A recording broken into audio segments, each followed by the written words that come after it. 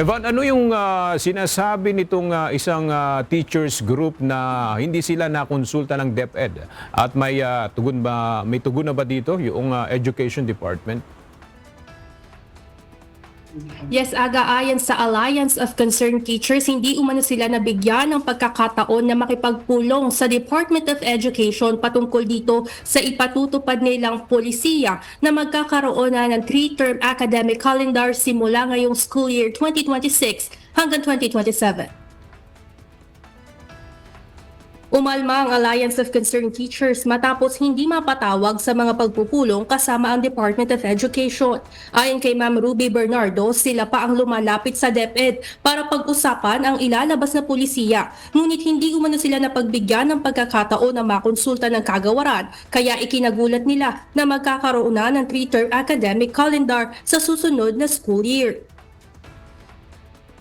Parang based on your slide, you consulted with teachers but not necessarily with a group like ACT Party List. It would seem that way, Mr. Chair. Yes. Ayon sa kinatawan ng Department of Education, hindi siya sigurado patungkol sa nasabing kawalan ng meetings. Ngunit nakipag-usap niya sila sa kanilang regional at division offices patungkol sa ipatutupad na policy. Hindi po. So hindi man kayo nabigyan ng notice na may meeting sa araw na ganito, i-discuss ng DepEd ang tungkol sa 3-term nila. Wala man Yes, lang Mr. ganun. Chair. Opo. None. None, Mr. Chair. None. Bunsod nito, hiniling ni House Committee on Basic Education and Culture Chairperson Roman Romulo na beripikahin ito ng kagawaran lalo na at pangunahing tumutulong ang naturang teachers group sa mga pagdinig nila sa kanilang komite. Para naman sa Teachers Dignity Coalition, nabigyan sila ng pagkakataong makipagpulong sa DepEd, ngunit pagkatapos na nilang malaman na ipatutupad na ang polisiya. Dahil nagulat kami, dahil meron na palang plano yung DepEd at itutuloy na ito. Wala po kami kaalam-alam, nakita na lang namin sa balita, no? In fact, nagtanong kami sa mga principal and then sa mga namumuno sa DepEd sa field, hindi rin nila alam.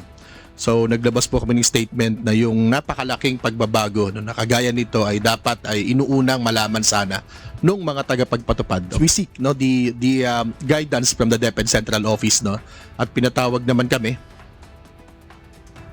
Samantala, base sa plano ng Education Department, hahatiin ang school year o ang 201 school days sa 3 academic terms para magkaroon ng mas mahaba at tuloy-tuloy na araw ng pagtuturo sa layunin ng mas maayos na pacing ng mga aralin.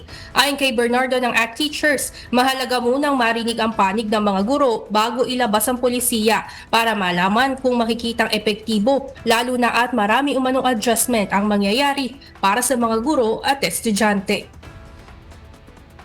Aga, bukod sa gagamiting 3-term academic calendar, ilan din sa pinagpupulungan na Education Committee dito sa Kamara ay ang mga procurement ng textbooks at ano ang mga ginagawang solusyon ng mga paaralan pagdating sa mga issue ng bullying. Yan muna ang update mula rito. Balik sa inyo dyan, Aga. Maraming salamat, Evan Alvarez.